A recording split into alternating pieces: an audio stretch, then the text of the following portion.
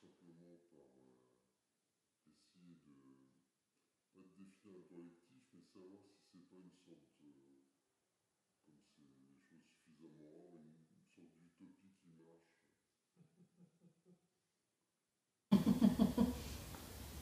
C'est joli, moi. Ouais, moi aussi, ça me plaît bien. Ça me plaît bien. C'est un peu ça en même temps, hein, parce que des grosses formations comme ça, ce mode de collectif, je pense que ça doit passer par là, la création. Ouais. Vraiment. Et je pense que même dans d'autres secteurs, les AMAP, pour ce qui est de la nourriture, ça se fait, ça y ressemble un peu, quoi. Donc, ouais, c'est de l'artisanat, on se soutient avec d'autres collectifs aussi. Mais on n'a jamais décidé de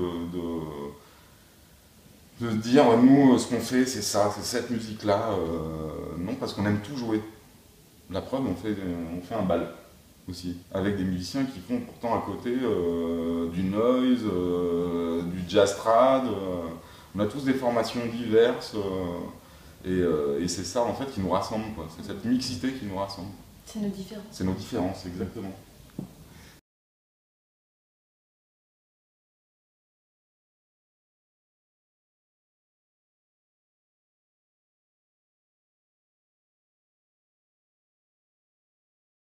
On a décidé à l'ouverture de ce club, peu de temps après, de faire un bal par mois.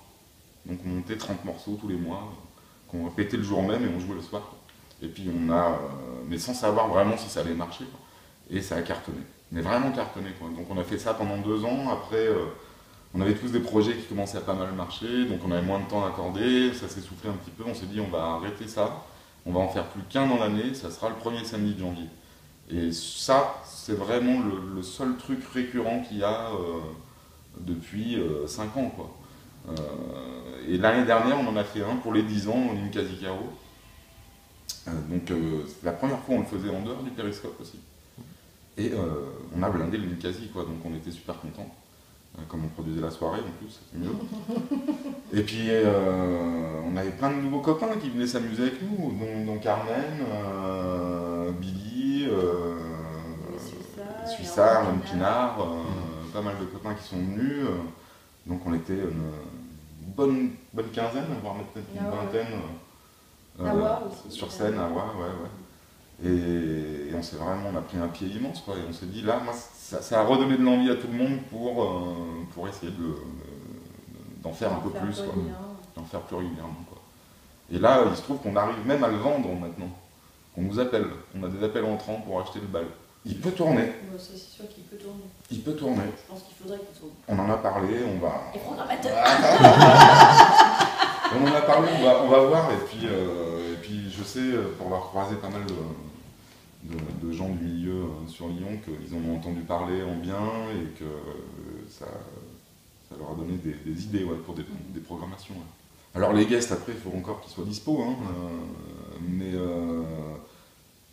on a pensé, on en a parlé après, c'est difficile si on montait vraiment une tournée d'avoir des guests différents à chaque concert, ça serait compliqué. Là, pour l'instant, on a voulu rester aussi dans le vivier des artistes lyonnais, pour montrer qu'on pouvait faire des choses super à Lyon aussi, qu'il n'y avait pas qu'à Paris qu'il se passait des trucs sympas, et qu'ici, on pouvait aussi le faire. Mais ça ne veut pas dire qu'on n'appellera pas, je sais pas... Des artistes parisiens ou Montpellier. Ce qui serait intéressant, c'est que si on allait jouer à Paris, on invite un ou deux chanteurs qu'on aime bien, parisiens, à venir chanter avec nous, quoi. Ça serait plus ça l'idée, quoi. Vraiment. Parce que le public qu'on touche avec le bal n'est pas un public qui se déplace forcément voir des musiques, entre guillemets, un peu barrées, quoi. Ça permet, le bal, là, de montrer qu'il y a des musiciens qui font du jazz et de la musique comment dire, très écrite à côté, et qui sont capables de venir faire du Whitney Houston, quoi. Eh ben oui. Eh oui. Donc ça, c'est plutôt sympa comme image, je trouve.